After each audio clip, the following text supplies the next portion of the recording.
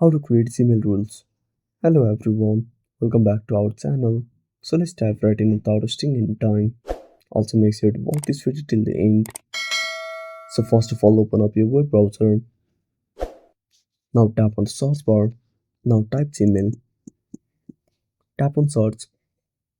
Then open up the first website. Now wait for some time.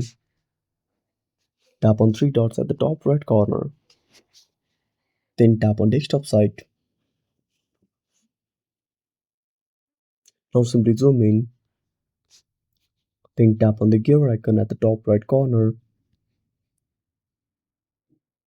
Now simply tap on see all settings. Then under settings, simply tap on filters and blocking. Then tap on create new filter. Now enter the email address. Then tap on create filter.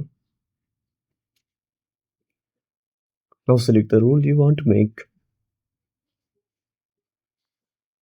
Now once you select it, simply tap on create filter. And that's it. Thanks for watching. Make sure to subscribe our channel and hit the bell icon. See you in the next video.